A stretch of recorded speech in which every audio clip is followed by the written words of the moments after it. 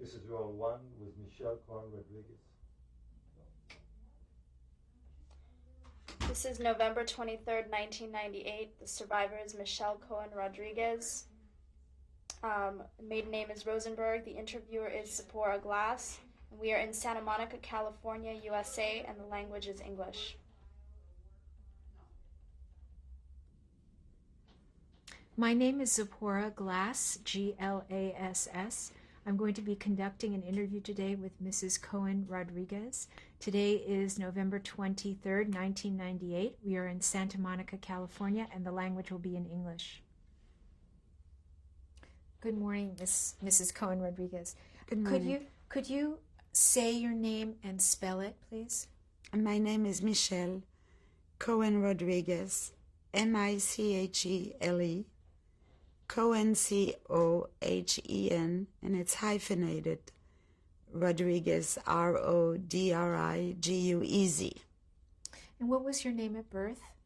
Michele Rosenberg, Rosenberg. And where were you born? In Paris, France. What was the year? The 26th of March, 1935. And how old are you today? 63. Mrs. Cohen Rodriguez, what do you know about your ancestry, your grandparents, and going back from there? Well, the only thing I know is what our parents used to talk about our grandparents, but I never met them. They were killed during the war, and my paternal grandfather was hung by the Germans in Krakow because of his religion, because he was a very religious man. And that's all I know.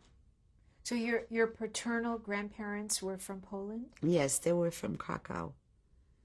And then my parents came to France. Did you know their professions? No. Or did you know their names? No. And how did you find out that information about what happened? Well, my parents used to speak about them, but on a very light, in a very light matter, because it was very painful for them. My brothers did know them briefly. They traveled to Poland to see them on certain holidays, but very briefly, and then the war broke out, and that was the end of it. Is there any memorial or marker or gravesite for them? We have nothing. We only know through papers that came to my parents, but those papers were destroyed during the war. And on your maternal side, where are those grandparents from? Also Krakow, and we have nothing. No pictures, nothing. Do you know how your parents met? They met, my father was dating my mother for 10 years. That I know. He courted her for 10 years. She must have been 5 years old at the time. And he was in love with her then. She was very beautiful. And, in those years, people just knew other people in the neighborhood. Everybody was living in a Jewish area. So the children married among themselves, from one family to another. And where did your mother and father grow up? In Krakow. And then they came to Paris. My father came to Paris, I think, at the age of 18. And then they got married very young. And what was your father's name? Chaim Rosenberg. And your mother's name? Hannah Borenstein. And they came to Paris. And they lived in Paris. And what was your father's profession? How did he support the family? He was involved in a business with threads. linens and things like this, but just the threads. It's called a filature in French. And that's how he supported us. And what would you say the economic level of your family was when you were a young child? Middle class. I would say middle class. We had everything we needed. Did you have brothers and sisters? Yes, I had 3 brothers. Can you tell me their names, starting with the oldest? Abel, David, and Maurice. And how much older were they than you? With my oldest brother, there is 12 years difference. I'm the baby. And he is the only one left now, and myself. My brother Maurice, the youngest one, was 18. When first of all, between the 3 brothers, there was a difference of 18 months in age. And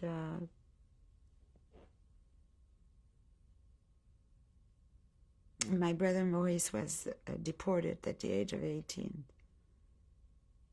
to Auschwitz and never came back. I'm going to ask you questions about that a little bit later, but I wanted to ask you a few things more about your home. What language did you speak at home? We spoke Yiddish before. I remember that I spoke Yiddish before I spoke French. And I spoke French when I went to maternal school, which is not maternal school, it's called in French. It is called so, but it is nursery school. Then we spoke English. I mean, French. But then at home we spoke mostly Yiddish among ourselves. My brothers and I spoke always French. But with my parents, we always spoke Yiddish. Inside the house, when we were outside, we spoke French. All of us. Was that common in France at the time you were young? I think every Jewish family spoke Yiddish. At home and outside, they spoke French. Do you remember your father having papers in Yiddish or books? Or he read the Yiddish paper, which was called Unser Wort, which is our word, I guess that's that it's translated. And he read all kinds of Yiddish books, and he was a religious, observant person. My mother also. My mother read a lot of Sholem Aleichem stories, and we spoke about the Yiddish culture at home. We had a real warm Yiddish house. Observed all the holidays with many, many, many people in the house. We used to have seders of 35, 40 people. Was not unusual. And who were those people? We had cousins and friends and from the family, but that was before the war. My father had 7 brothers, so consequently there was a big family because they were all married and they had children. So we used to spend every Sunday in somebody else's house, which when I was a child was very boring to me. And did all those brothers live in Paris? About, like the close surroundings of Paris, or Paris itself.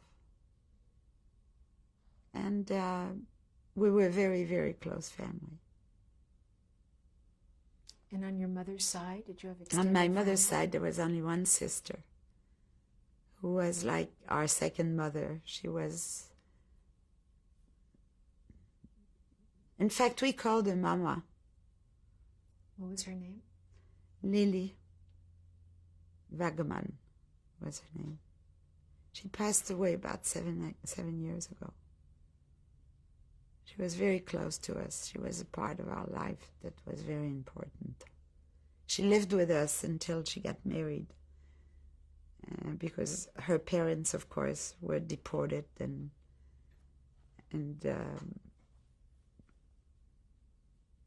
she lived with us. And my father made sure that she had a proper wedding and everything, took care of her. How many cousins would you estimate you had, before the war?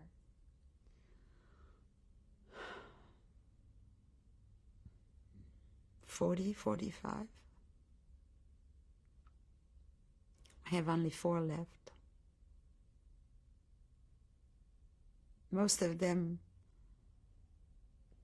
a lot of them died after the war, and most of them were deported as children.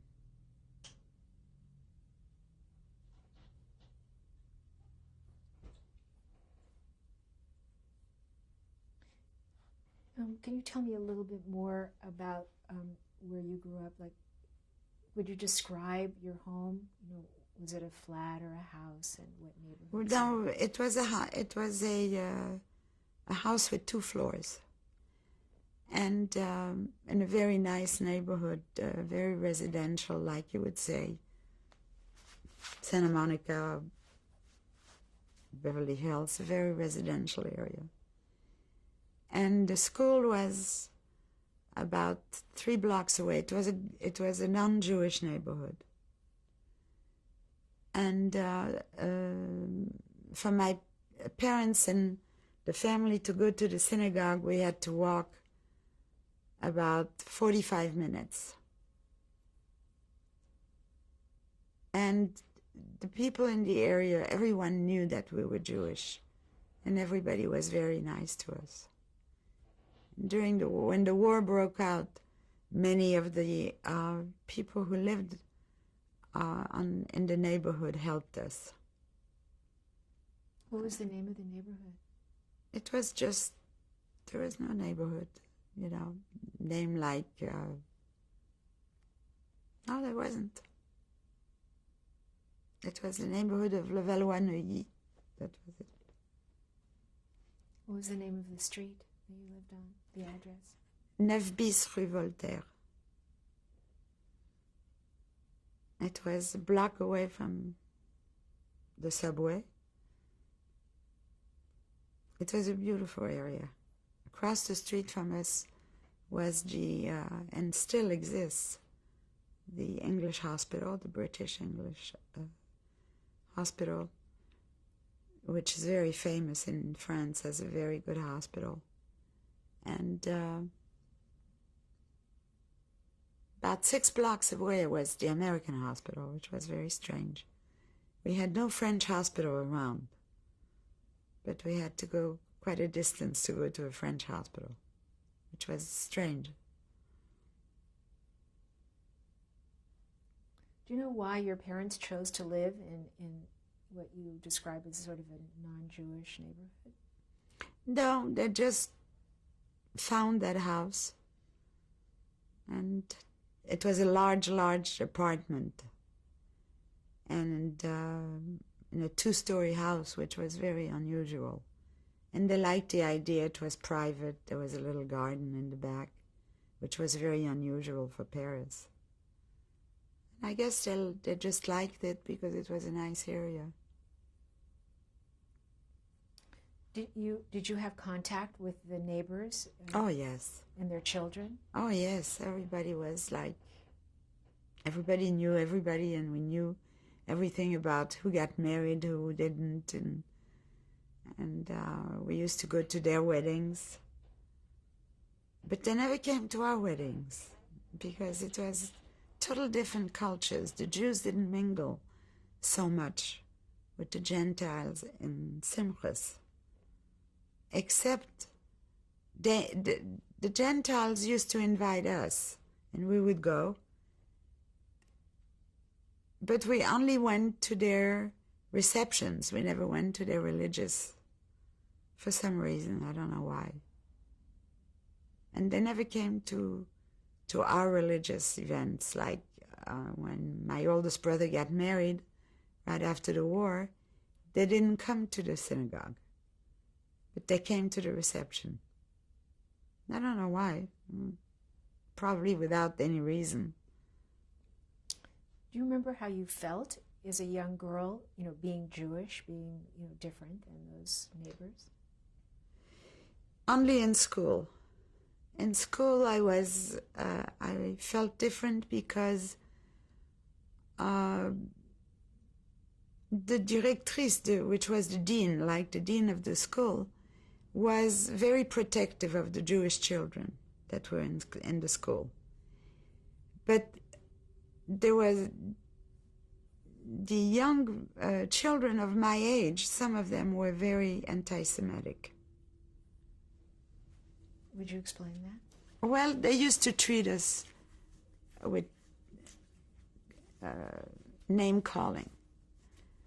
Like they would say, dirty Jew. It was very painful to us. And a couple of times they beat us up because we were Jewish and we couldn't understand why. But it was probably because France is a very Catholic country. And in those days, they were taught that we killed Christ and, all these nonsense stories. I suppose this is why they, children learn from example. And at home they probably spoke very differently than they thought it should be done. I don't know. Anti-Semitism was very big in France. All the Latin countries of Europe.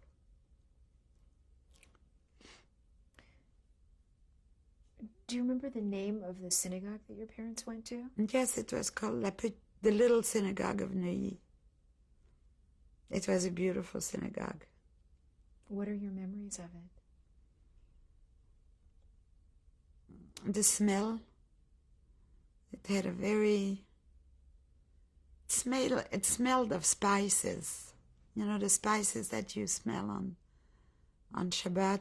And it had a smell of candles also. And I remember that I sat upstairs with my mother. And downstairs, I used to run down. My father was a Cohen. So he had many honors on the Bima, as a Cohen. And I used to run down many times to my father, and my father used to scold me gently, and say, you go back to your mother. But I liked to be downstairs with my father because it was very impressive to me. It was holy. It meant a lot to me to go to the synagogue when I was a child. Did you receive a formal Jewish education? No. Didn't have time.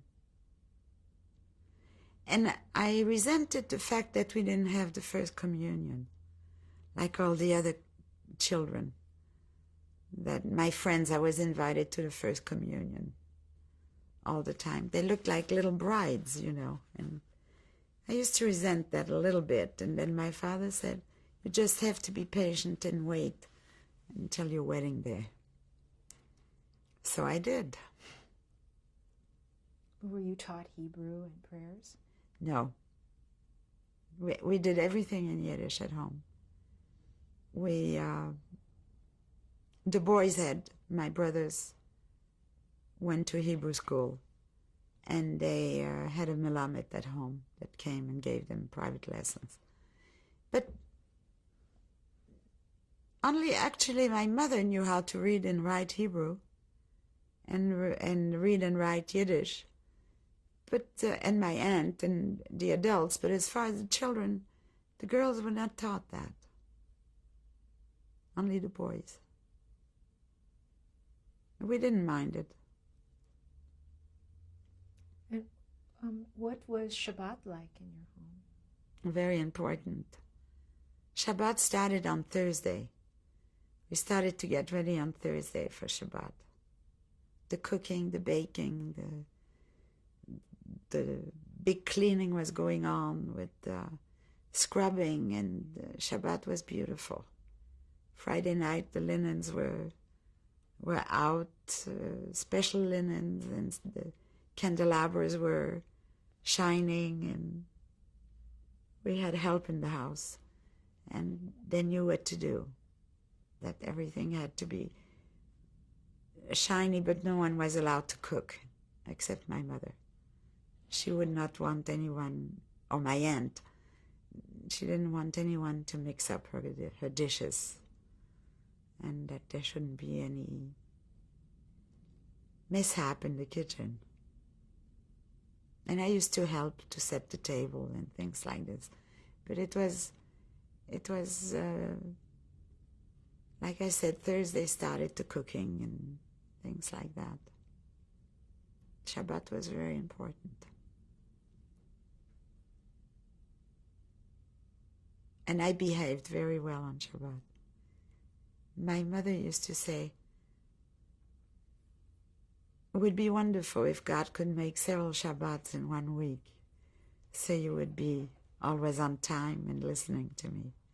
I was a little mischievous, I guess, more than the boys were, because I was spoiled. It was a good life before the war.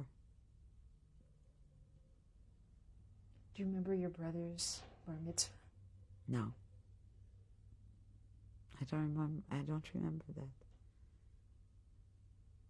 First of all, I have 12 years difference, so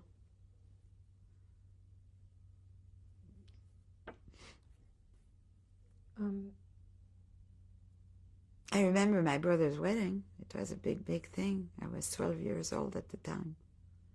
It was beautiful. It was 500 people were at the wedding, and it was after the war. So it was the talk of the city. Which brother was that? Abel. David never got married. And Maurice didn't have a chance.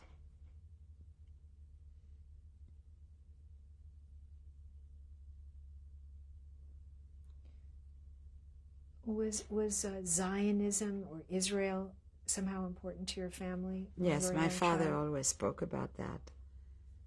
My father's, the main conversations were about Israel. How important it was to have a state, and that tzedakah was always given for Israel. Everything was geared to that. He belonged to clubs. In hiding even, they used to go in and speak about a movement that they had, but I don't remember the name of it. But it was strictly Zionism. Judaism was everything. Our life was just Judaism.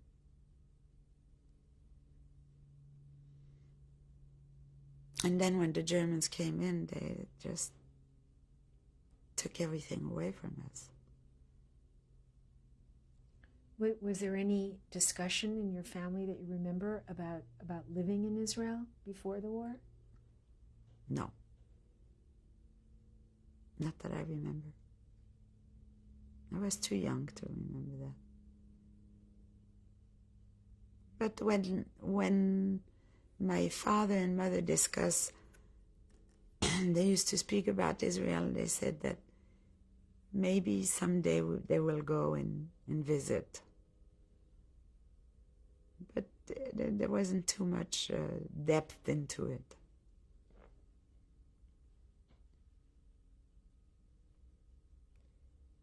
What stands out in your mind of if you had to think of one incident from that time before the war?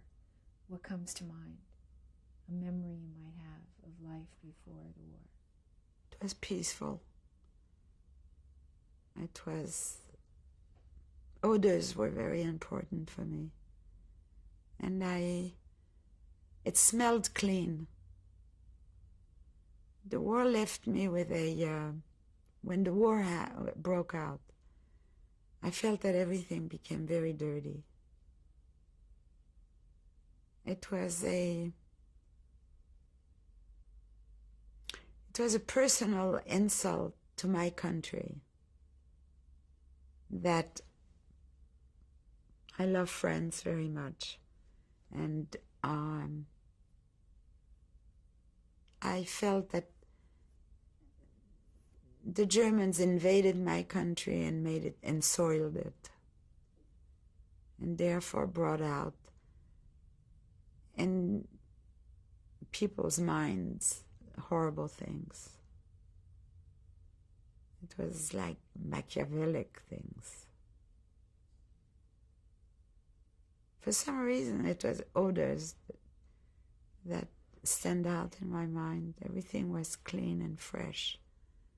And then when the war broke out, it wasn't the same, because we had, first of all, we couldn't even go out during the day. We had certain hours that we were allowed to go out. And as a child, I couldn't go into a park, but on certain hours, and the hours were restricted when the sun was gone.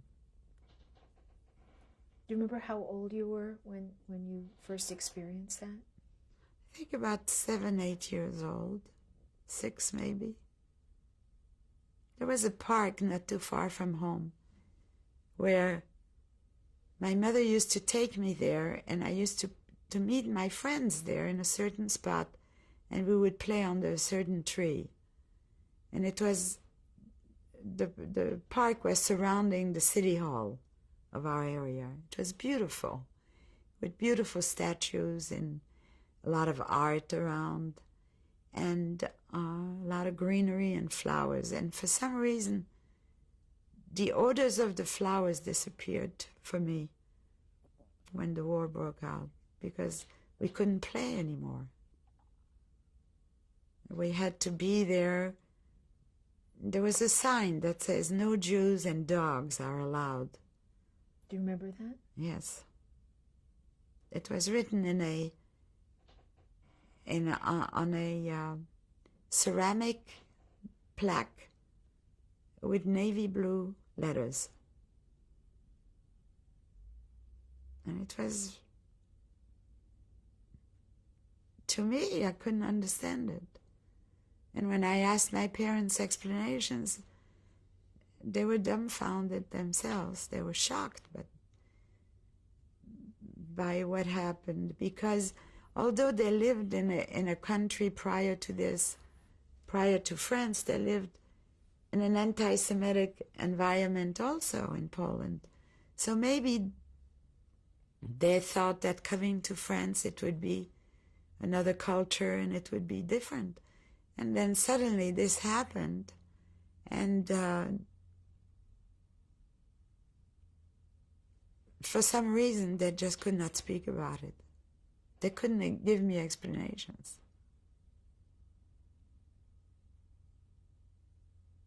And I never, come to think of it, I never asked my parents, why doesn't the Lord step into all this, you know? I didn't ask anything. We'll stop here to change tape.